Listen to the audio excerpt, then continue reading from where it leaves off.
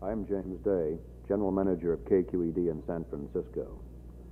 The program you're about to see deals with a subject which is controversial, delicate, and to some downright unpleasant. In dealing with this subject, we were mindful of the fact that it is surrounded by a good deal of sensationalism and morbidity.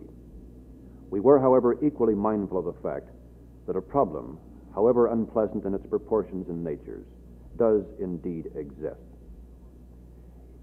It is the nature of our social system that the first step in the solution to a problem is a recognition of the problem, a gathering of the facts, and a discussion of these facts. In our convictions about the nature of the problem and its importance, we discussed it with a great many leaders in the field of law, medicine, and religion. We found that they corroborated our conviction about the problem and felt as we did that it needed to be discussed. Many of these people you will meet in the minutes which follow. One of them, the Chief Legal Officer of the State of California, has written us a letter which I would like to read to you. He says the problem of homosexuality is age-old. In ancient Greece and Rome, this condition was apparently accepted as a way of life. In this country, the opposite is true.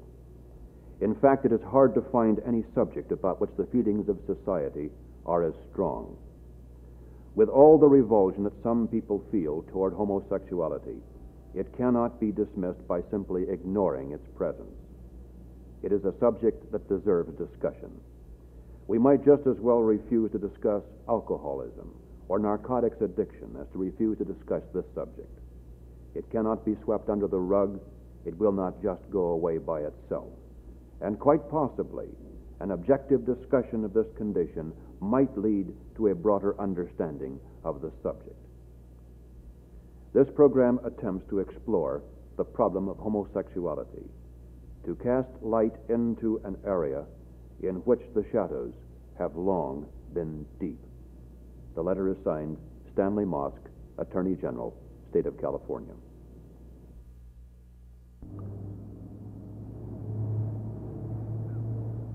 "18% of all American men, for at least 3 years during their adulthood, have as much or more sexual experience with other men as with women." That's the estimate given by Dr. Alfred Kinsey in his book, Sexual Behavior in the Human Male. In other words, approximately 15 million men in this country have or will have prolonged homosexual histories.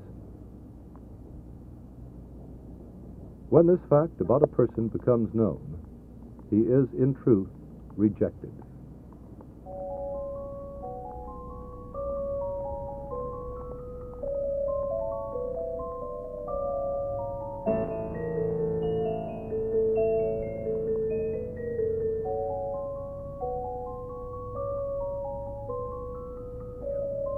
This is a program about homosexuality.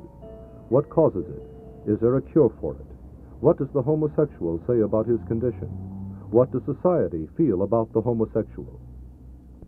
To answer these questions, here is Dr. Margaret Mead, world-famous anthropologist and Associate Curator of the American Museum of Natural History in New York. Homosexuality is not only found in great civilizations like the civilization of the United States, but it is found among peoples at every level of culture, among very simple people in the Arctic, out on South Sea Islands, and among the brave, warrior-like tribes of the American Indians.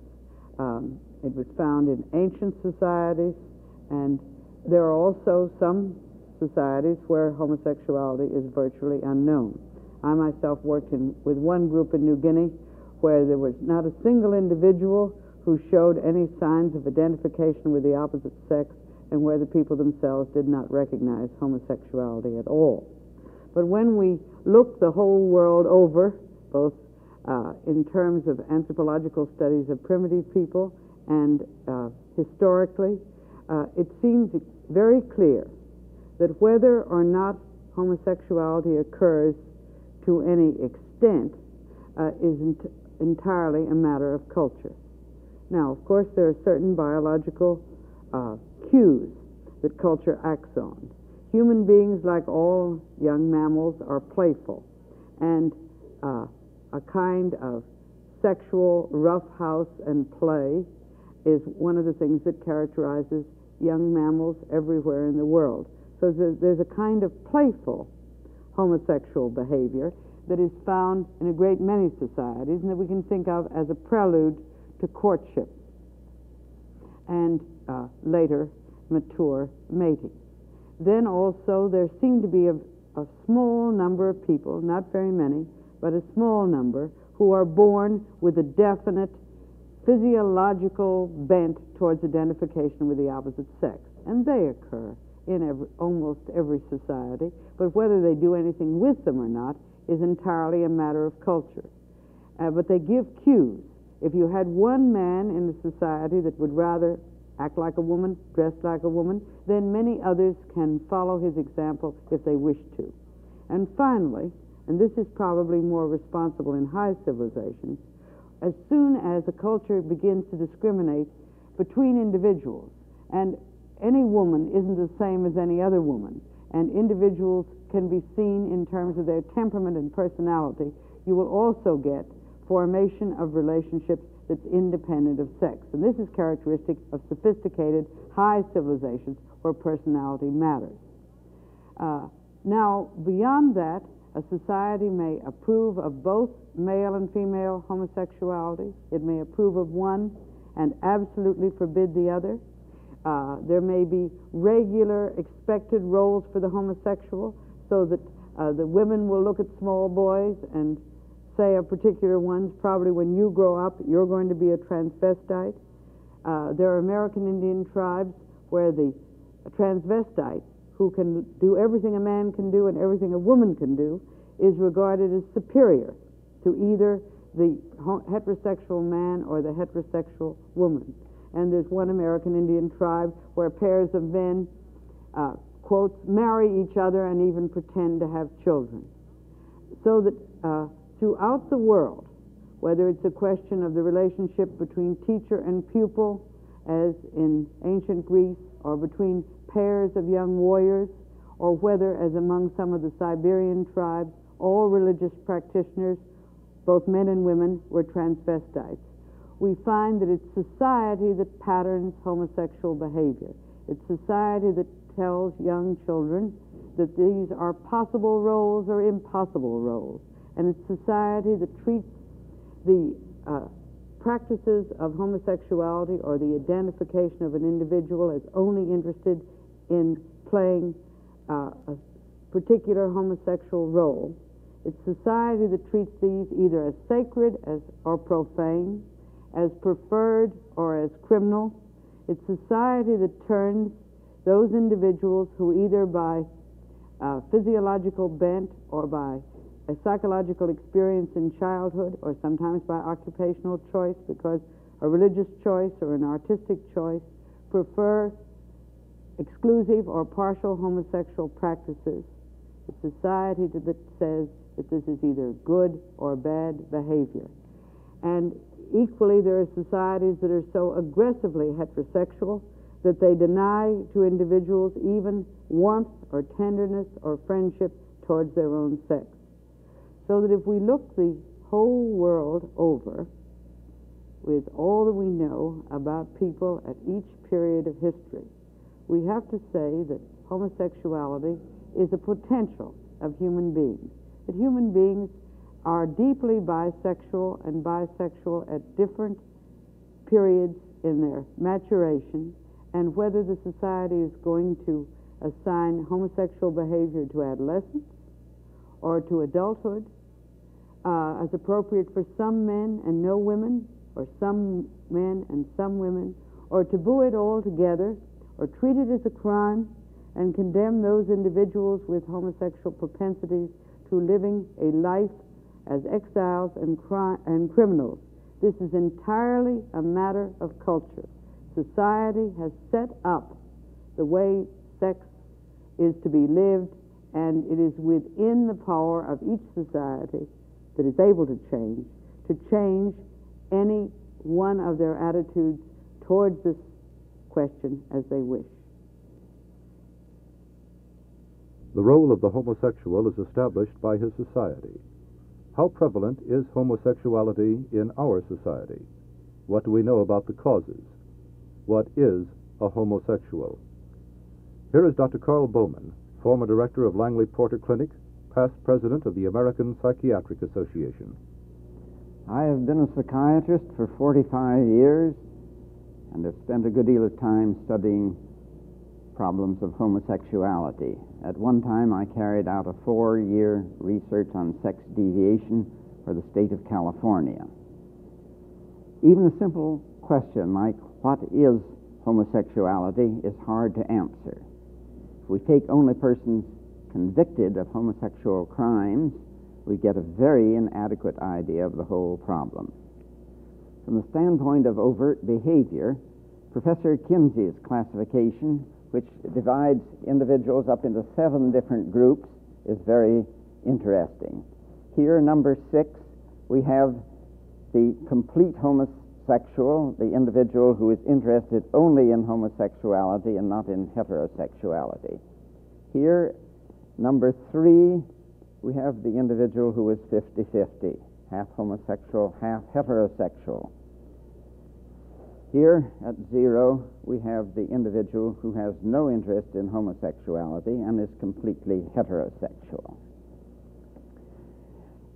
There's a great difference between these different individuals, between the individual who is completely homosexual and the other individual who perhaps is predominantly heterosexual, as in 1 and 2, but occasionally homosexual.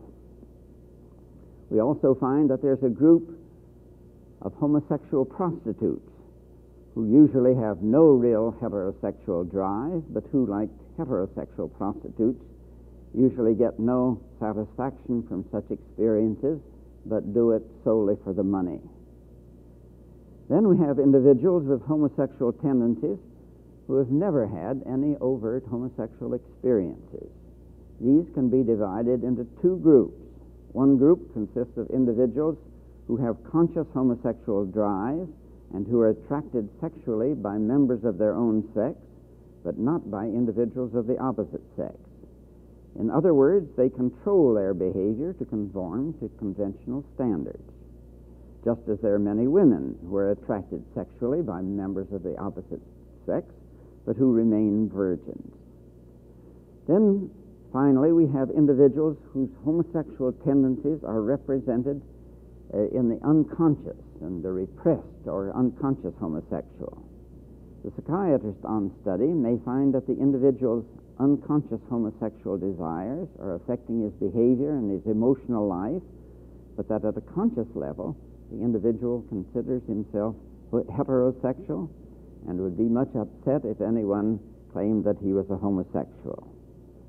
Therefore, when we are discussing the problem of homosexuality, we must not fall into the error of assuming that all the individuals so labeled are exactly alike. Generalizations become more difficult. In discussing the problem, people generally think of the group we refer to as the overt homosexuals. Society is interested in the overt homosexual who leads a fairly active homosexual life and who may be responsible for initiating others into homosexual activities. The latent homosexuality is ordinarily no legal or sociological problem, although his latent homosexuality may result in neurotic behavior, which brings him to the psychiatrist. Returning to the overt homosexual, we find that Professor Kinsey has some very interesting statistics as to the prevalence of homosexuality, although he himself stated that he did not have a random selection of the total population. According to Professor Kinsey's studies, 4% of all adult males are completely homosexual and have only homosexual activity. 18% are more homosexual than heterosexual in their experiences after adolescence. And finally, 37% have had at least one homosexual experience leading to orgasm after adolescence. This gives us some idea of the magnitude of the problem if we realize that 1 man out of 6 is more homosexual than heterosexual. Is it possible to diagnose a homosexual simply by seeing him and talking with him for a few minutes? Many homosexuals claim that they can do this, and psychiatrists who've worked a great deal with homosexuals can undoubtedly spot a majority of them. On the other hand, the average individual would fall down very badly in attempting to do this. There is a common idea that the male homosexual is detected by body build, dress, speech, general behavior. It is true that almost anyone can spot a certain group of homosexuals by their tendency to ape feminine dress and feminine manners. The type of haircut, the use of perfume and even lipstick, the excessive amount of jewelry worn, as well as the mannerisms and behavior, may betray such an individual as homosexual to anyone. However, there are plenty of male homosexuals who have broad shoulders, heavy build, who seem to be the epitome of masculinity. It has been claimed by many observers that homosexuality is more frequent among athletes and persons in the military service, the 2 groups that would seem to be the symbols of masculinity. Freud regarded homosexuality as an arrest of sexual development, and homosexuality is one phase through which all individuals pass as a part of the sex development. Many feel that psychological factors are most important in causing homosexuality.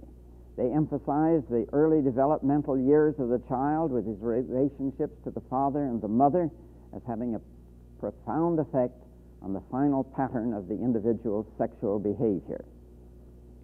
Others emphasize the effect of the whole cultural pattern and feel that it may very well affect the incidence of homosexuality, and particularly the amount of overt homosexuality.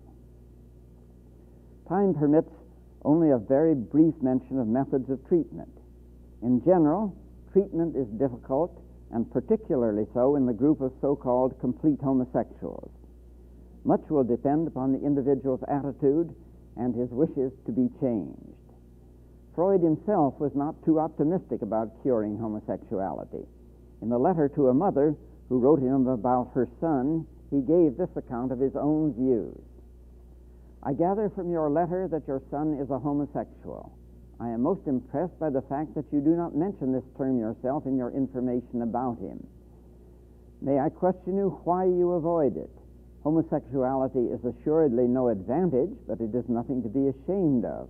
No vice, no degradation. It cannot be classified as an illness. We consider it to be a variation of the sexual function, producing a certain arrest of sexual development. Many highly respectable individuals of ancient and modern times have been homosexuals. Several of the greatest men among them, Plato, Michelangelo, Leonardo da Vinci, and others. It is a great injustice to persecute homosexuality as a crime, and a cruelty, too. If you do not believe me, read the works of Havelock Ellis. By asking me if I can help, you mean, I suppose, if I can abolish homosexuality and make normal heterosexuality take its place. The answer is, in a general way, we cannot promise to achieve it. In a certain number of cases, we succeed in developing the blighted germs of heterosexual tendencies which are present in every homosexual. It is a question of the quality and the age of the individual. The results of treatment cannot be predicted. What analysis can do for your son runs in a different line. If he is unhappy, neurotic, torn by conflicts, inhibited in his social life, analysis may bring him harmony, peace of mind, full efficiency, whether he remains a homosexual or gets changed. What do other homosexuals think about these so-called queens? What are their feelings about themselves and their place in society? The Mattachine Society has its headquarters in San Francisco and offices in New York, Chicago, Boston, and Denver. Its aim, to help its own members with counsel and legal advice, and to attempt to educate the public on homosexuality. Here are three members of the Mattachine Society.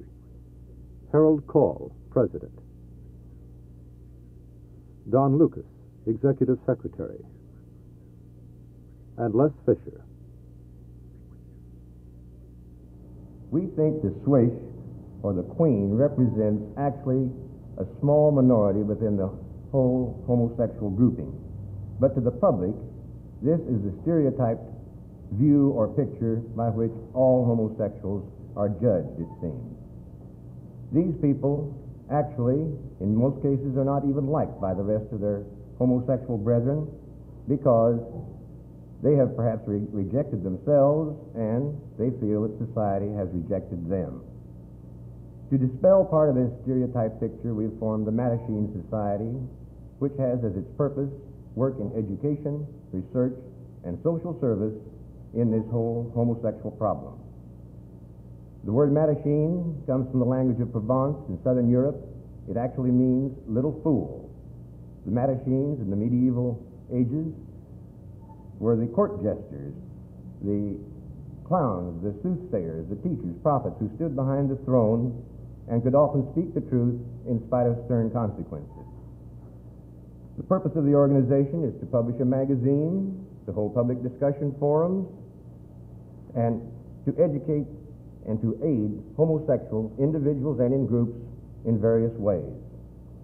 It's not a pen pal organization, nor is it an organization for homosexual contacts. We are calling for a change of law because we know the number of homosexuals is large. Speaking of the number of homosexuals here, it is a common misconception, I believe, that the homosexual is congregated in such large cities throughout the country as New York, San Francisco, etc.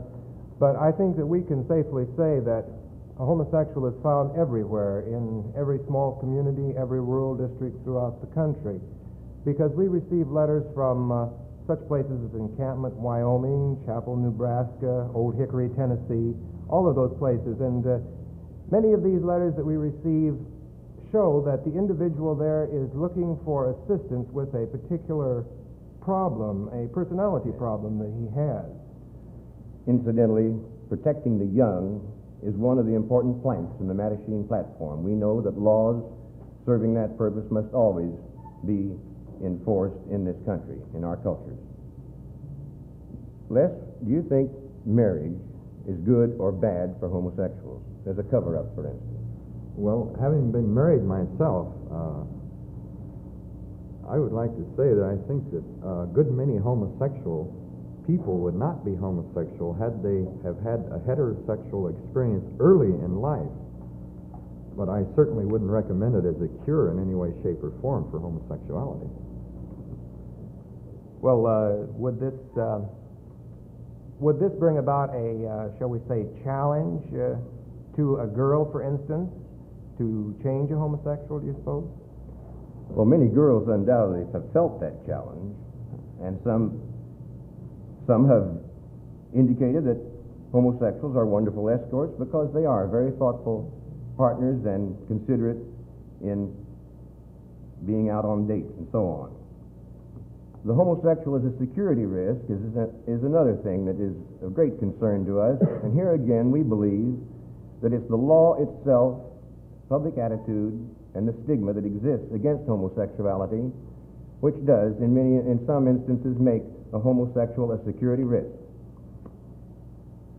By and large, if these laws were changed, we'd find, I think, that the homosexual is no different than anyone else, except perhaps in his choice of a love object.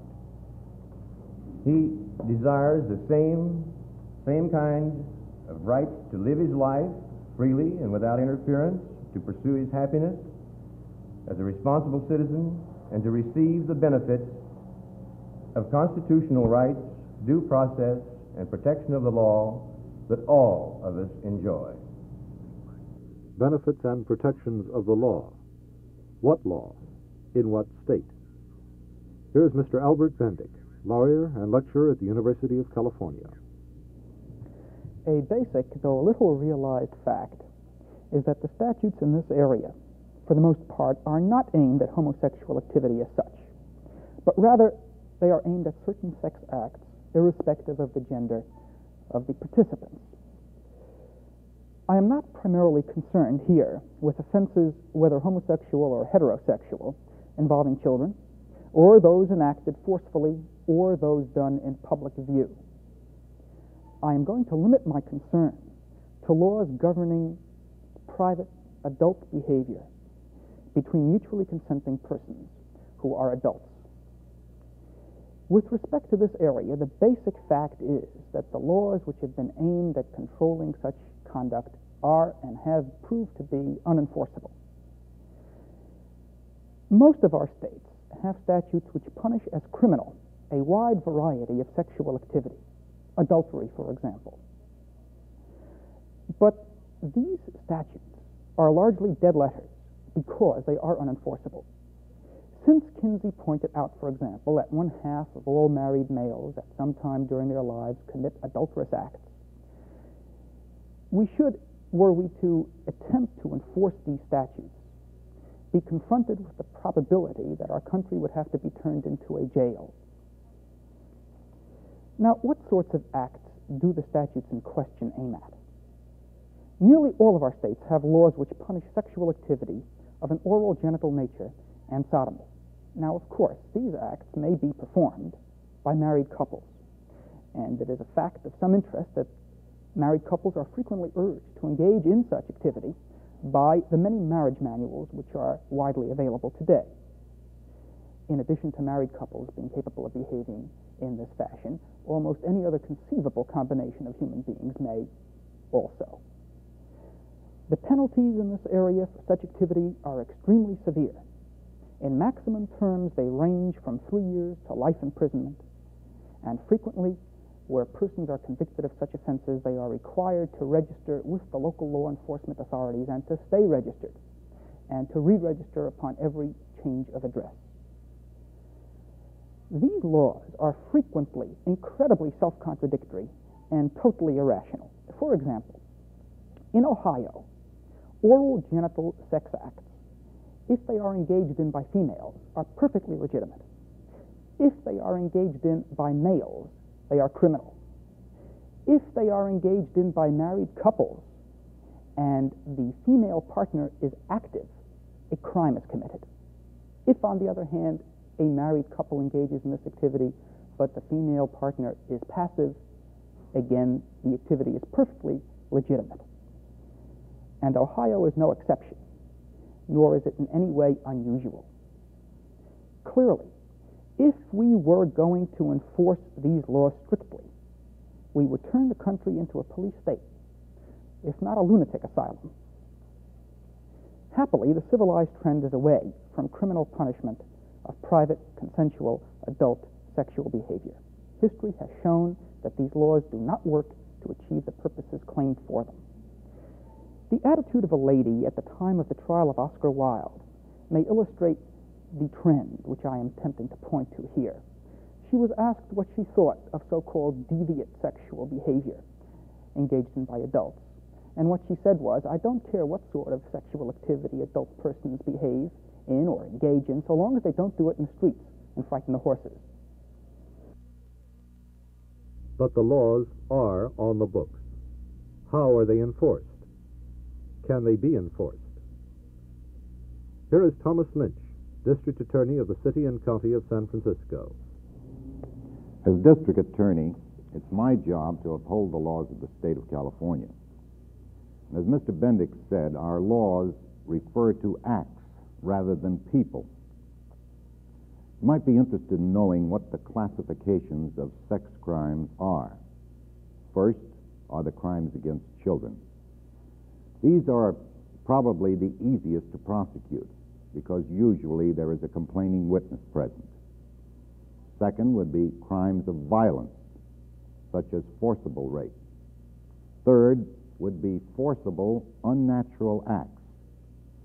And fourth would be crimes which are specified in the penal code as being against the law because of their very nature. These crimes, such as sodomy, may be done with the full compliance of both parties. They are still illegal. It's probably obvious from the very description of these crimes that prosecution is increasingly difficult with each one. In other words, it's much easier to prosecute a crime against a child or a sex crime of violence than it is to prosecute a crime which is committed privately and willingly. As a matter of fact, the only way that we can prosecute these crimes committed in private is if there is a complaint made by a third person. I would also add that what adults do in private can sometimes have some pretty shocking results for the rest of society. One example would be in the field of public health.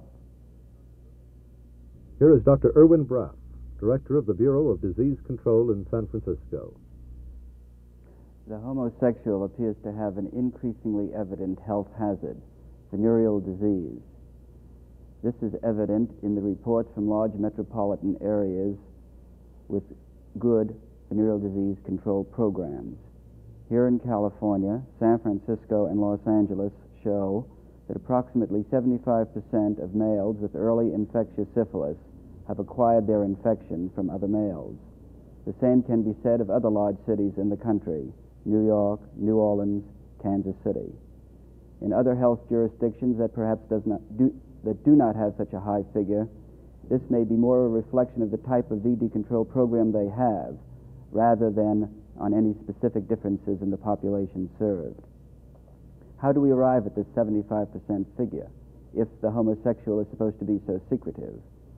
Obviously, he acquired his infection from another person, and by educating him to the importance of control, guaranteeing the confidentiality of the information secured, we're able to elicit his cooperation and get this necessary information. There are probably three other aspects of this that may be worthwhile mentioning. One, the sexually active homosexual in general is probably more promiscuous than his heterosexual counterpart. The greater the risk, obviously, the greater the chance of acquiring a venereal disease. Two, in our education about venereal disease, such as in the military and what have you, we find that men get VD from girls, prostitutes. And this generalization is accepted. And so many men are not aware of the fact that they can acquire a venereal disease from another male. Venereal diseases are transmitted through close, intimate sexual contact, and sexual contact between two men can meet these criteria. Understandably, an infected person is quite willing to acknowledge he acquired an infection from a drinking glass, a towel, but is unable to accept the idea that the partner of the previous week gave it to him. Third, we find that the heterosexual will frequently use a device which, although sold for the prevention of disease, it is its associated contraceptive powers that makes it acceptable. The homosexual does not have a similar motivation in his sexual activity, namely control of conception. I would like to stress that departments of public health are concerned primarily with the control of communicable disease. I would like to remind you that a venereal disease is not illegal, nor does it necessarily have to be acquired through illegal acts. Therefore, health departments have to be non-judgmental in their activities. The confusion reigns in the legal circles, psychiatric circles, sociologic circles concerned with the problem suggests we have no alternative. By education, confidentiality of the information we have, we hope we can do something about the situation. As you would expect, there is disagreement about the laws relating to private sexual behavior, not only among the public, but among those concerned with the business of law. Let us hear from two of these men. Representing the retaining of legal sanctions against these acts is Mr. J. Albert Hutchinson, formerly with the Attorney General's office and presently practicing law in San Francisco. And against retaining these laws, Mr. Morris Lowenthal, San Francisco attorney, who has debated these issues often with Mr. Hutchinson before the California Supreme Court. Mr. Hutchinson. As indicated in my introduction, my interest in this subject is derived from my experience as a public officer and, of course, as a parent. At the present time, and frequently, the subject whether these laws, or perhaps any laws, should be changed comes up for consideration. It is good that we reconsider these things from time to time. And my point of view is to urge that there be no basic change in the existing laws. I am not concerned with the kind of punishment, but I am interested in seeing that there be on the statute books a declaration against this type of conduct. These laws do not work against any group of people or any kind of person. They are against acts by whomever committed. These acts are unnatural and can have no proper purpose except the self-gratification of the individual. To prohibit them would be desirable both for the individual and for the society. History has shown, I believe without question, that a society which recognizes and tolerates activities of this kind freely necessarily corrodes in other respects. Therefore, if we do not declare these acts to be wrong, unlawful, which is the only way we can do it in our country, there is no standard for private conduct and for the youth who are growing up and getting their point of view for their future conduct. As to enforcement, it may not be possible in many cases to enforce the law, but you must not forget that law is enforced by the people themselves, and the vast majority of people will obey the law because it is the law. We do not tolerate self-indulgence in other fields, even though on the face of it, it might not hurt others. Narcotics is a good example. I believe that we should have on the books a prescription against this sort of activity. It can lead to no useful end to tolerate it, and we will simply reduce our moral standing, our moral determination, by taking the statute books and putting the crimes that are so described aside. That by itself amounts to almost an approval. The individual, of course, is subject to blackmail, and I think Dr. Braff has pointed out one of the most compelling reasons for prohibiting such acts as far as the individual is concerned. It also has a public aspect, as readily indicated by these statistics. We would prohibit people from doing perfectly lawful acts, perfectly moral acts, if there was a danger of infecting others, because they themselves were in a position to infect others. There's another point of view, of course, and Mr. Lowenthal will present that. Now, Mr. Hutchison has debated this subject with me on several occasions and is repeating many of the fictions and myths that we've heard on this subject for many years, and it's about time we looked at the practical side. He indicates himself that it is impossible to enforce the laws, and you've heard from some experts as to why. Because, first of all, there are a vast number of Americans involved here. The minimum number, it's estimated, would be 10 to 15 million in America. Actually, Mr. Kinsey at one time testified to a legislative committee that 46% of the United States population has had some homosexual experience in their history. In California alone, he indicated there are over 2 million Californian males involved. But Mr. Hutchison said, well, the people enforce the laws. Is that true? Experts in the field say that there are 6 million homosexual acts for every 20 arrests. So we see that the laws are not enforced by the police department, the district attorney, or by the people themselves. Why are the laws in the books? The common law, these were not violations. These laws were adopted later. They were adopted before we had any knowledge of the true facts, facts which have been developed by Dr. Bowman, by Kinsey, by Engel, and others. These laws reflect certain fictions, some of which you've heard a few minutes ago.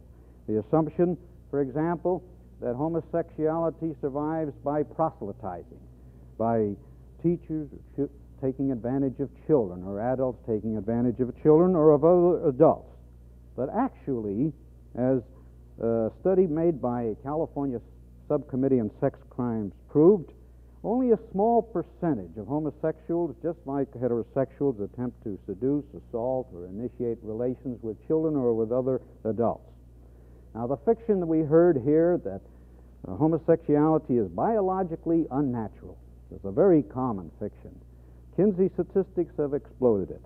It's a common phenomenon among animals, and as Kinsey once expressed, neither biologists nor animals were consulted when the laws were drawn. As a matter of fact, all of these studies, most of them within the last 10 years or 15 years, have shown that homosexual conduct is generally harmless to society, that homosexuals are no menace to society, that they do nothing to destroy the social structure or to disrupt the family, and as the legislative committee indicated, they are not anti-sexual individuals. And strangely enough, they've exploded one other myth mentioned earlier. Homosexuality did not cause the demoralization or decay of civilizations. They exist, homosexuals, in every occupation, in every city. Now, it's not a disease, as some people have indicated or suggested, but we have now been called attention to the fact that there's an increase in venereal disease among homosexuals. And Mr. Hutchinson says that proves we should keep the law. It proves the reverse. The law should be removed. Why? Because the increase is due to the fact that many homosexuals hesitate to go to venereal disease centers or to their own physicians. They don't know that information will be kept confidential. Actually, they're discouraged from doing so with the result that venereal disease increases. But when we talk about venereal disease among homosexuals, again, we're talking about a very small percentage of the homosexual population. Government regulation and security programs and the armed services have made second-class citizens of these people, and many fine persons have been dismissed from employment and stigmatized purely on gossip. These are other reasons why the law should be changed. As a deterrent, of course, to crime or violence, it does not exist. The laws don't reduce the number of homosexuals nor the number of homosexual acts. As to the moral code, there again, Mr. Hutchinson is confusing, as the law does, sin, morals, and crime. The code is a mere codification of prejudices and superstitions and ancient taboos that no longer exist. The chief argument, however, against these laws is that there's a great deal of blackmail, entrapment, coercion of individuals. Many people have committed suicide because of being involved through blackmail procedures, and this, in my opinion, is the basic reason why the laws must be removed from the books. There are many doors that are closed to the homosexual. Government work is closed, teaching is closed. In fact, if a man is a proven homosexual, there are very few doors that are open. How about his place of worship? Is he rejected here? Is he, by the very existence of his condition, sinful? Here is Rabbi Alvin Fine of Temple Emmanuel in San Francisco. The problem of homosexuality is one of serious concern, not only for the individuals involved in it, but also for the entire community. It is a problem that bears directly upon the integrity of family life and the moral foundations of our society. It is an extremely complex problem about which we are coming to know more than we used to know, but not nearly as much as we still need to know. Neither for the homosexual, nor for his family, nor for the community has the condition been cured simply by invoking moral condemnation and applying legal prosecution and punishment. Perhaps the best guide or approach to this problem from the religious point of view is summed up in the teaching of Judaism that God does not desire the destruction of the evildoer, but rather the correction of the evil. The present-day social and legal approach to the control of homosexuality is based largely on the moral code of the Bible.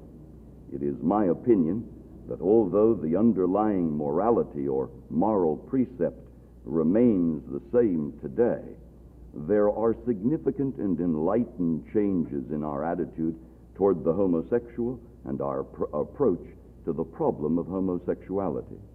The biblical and post-biblical law regarded homosexuality as immoral. It was, therefore, simply an evil to be punished. There was no basis then for considering the problem as one involving a form of pathological behavior. In brief, it is my interpretation of Judaism that homosexual practice is still held to be immoral, but moral problem that it is, we should regard and treat it as a psychological illness rather than as a crime subject to legal prosecution and punishment. Finally, I would say that whatever solutions or remedies we seek and adopt in the treatment and control of the condition of homosexuality with our increasing understanding of it, we must be sure that those remedies and solutions should not only preserve the moral integrity of society, but they should also be based on an enlightened moral concern for the individuals caught up in the problem of homosexual behavior.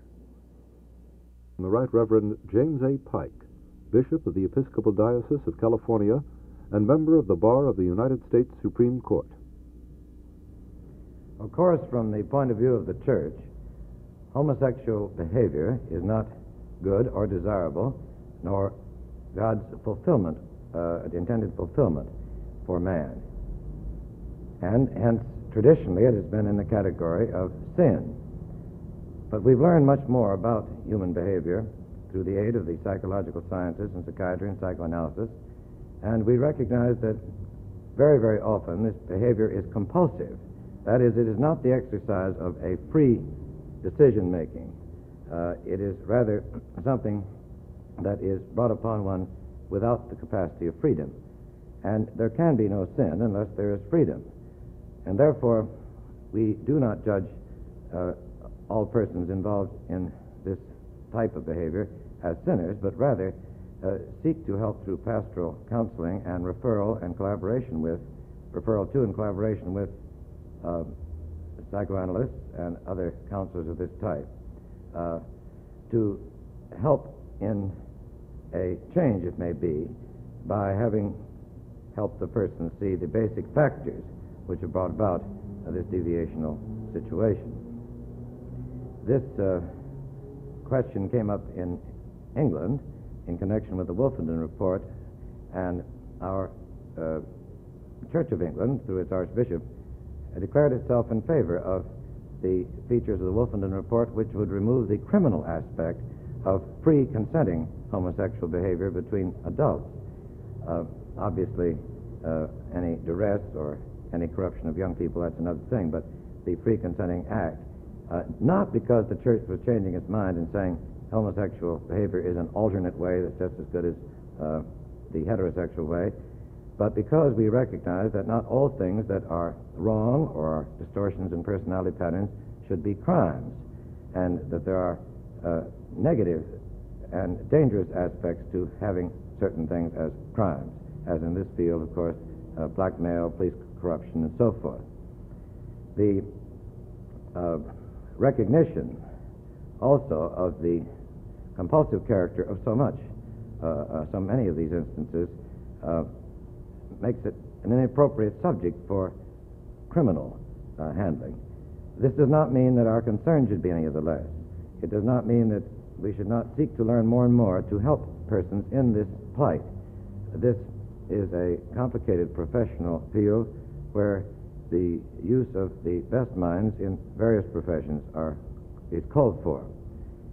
The person who is in this situation is like anyone else with an illness and should be cared for as such with love and concern and interest, not casting them aside, not labeling them as evil any more than we would do so these days with the alcoholic who is in a compulsive drinking situation.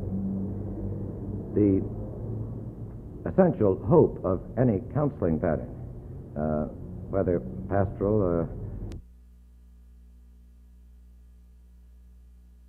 or in collaboration with an analyst, is to free the person so that he can make decisions.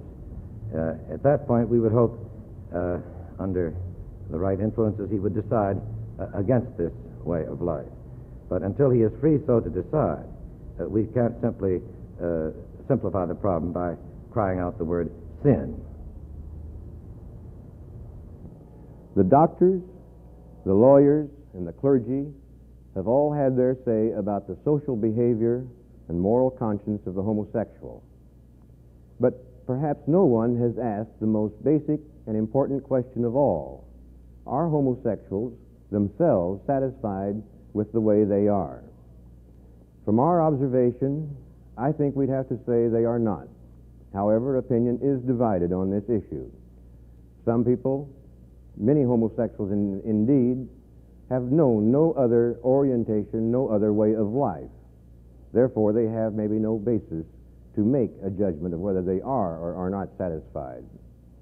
However, they are all aware, I think, of the fact that legal and moral sanctions are against them throughout their lives, in their everyday behavior, on the jobs, everywhere. These people, by and large, are unable to know and enjoy the benefits of family and the companionship which results from that. They have feelings of inferiority because of these sanctions against them. They are labeled security risks by our government. They are treated as undesirables in the armed forces and given less than honorable discharges from the armed forces if any trace of homosexual orientation and sometimes even association is discovered. For instance, a few years ago, a large aircraft carrier tied up at a West Coast port. It had a complement of about 3,000 men. And an officer told me that when that ship docked, 300 of them were given less than honorable discharges. Now, I wonder, certainly, you can't say that the homosexual, when he has these sanctions against him, is a person satisfied with his condition. Especially pitiful, perhaps, is the condition of the older, lonely homosexual, the old auntie. If he hasn't established a number of other values in his life during his earlier years, he can often wind up in a very lonely and often dejected situation. In the Mattachine, we are seeking acceptance of the homosexual in society. Whether we approve of his type of conduct or not, the fact is he is in our midst and in large numbers. We hope that by acceptance he may be spared much of the derision that society now points toward him, and that he may thereby be able to assume his full and equal place as a human being in the community. Why did you come to see me? Oh, I guess to cure it. I want to be like everybody else and not lead this double life. It's no fun to have a job and always worry whether someone is going to find out that I'm a homosexual. What do you think I can do for you? I don't know. I don't know whether anything can be done. I've tried dating girls and it doesn't work. There's no interest. Well, I suppose it'd be the same if you dated a boy. The trouble is, I just can't visualize a cure. This thing seems too much a part of me. How long has it seemed this way to you? You wouldn't be able to tell that the person you have heard is a homosexual. His parents don't know it. His neighbors don't know it. His fellow workers don't know it. There is one question left, and for parents, it will be the most important one. Actually, it is a double question. What can a parent do to prevent his child from becoming a homosexual? And what should a parent do once it is obvious that his child is a homosexual? Again, Dr. Carl Bowman. It is possible that homosexuality comes about from a number of different causes or combination of causes, and that it is not necessarily produced by the same factors in every individual. With our lack of knowledge and the many different opinions held as to the causes of homosexuality, it is obvious that we cannot come forth with some universal method of treatment or of prevention. Most of us feel that it is important for the male child to have a desirable type of father figure with which to identify, and for the girl to have a suitable mother figure. Children are all curious. Frustrating their desire for knowledge often results in their attaching greater emotional significance to such a subject. Boys at adolescence are particularly curious and inclined to experiment. The mere fact that an adolescent boy has indulged in a few homosexual experiences does not mean that he will develop into a homosexual and that he will not end up with a normal heterosexual life.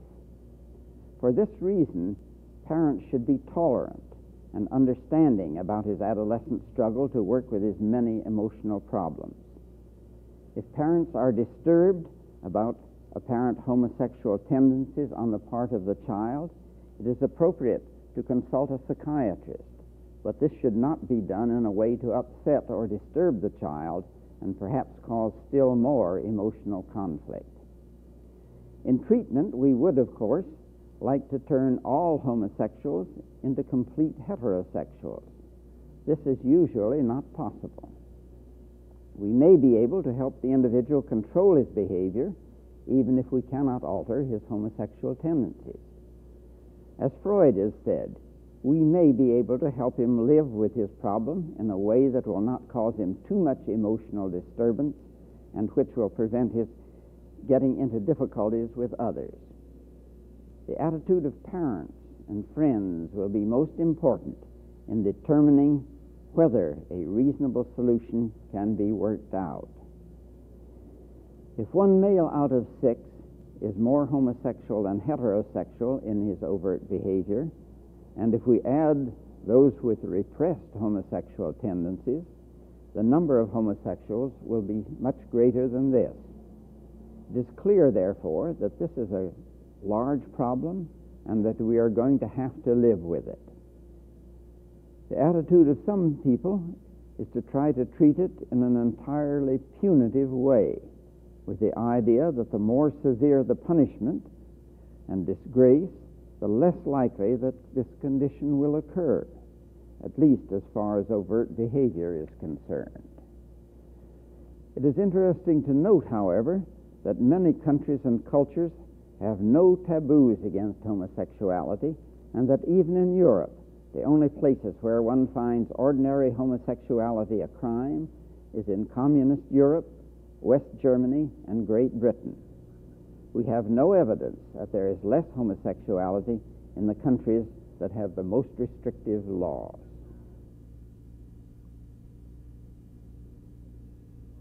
These are the rejected, millions upon millions, a few of them satisfied, many of them desperately unhappy. We have brought you some of the facts and presented some of the arguments. Perhaps with more facts and more argument will come the beginnings of understanding.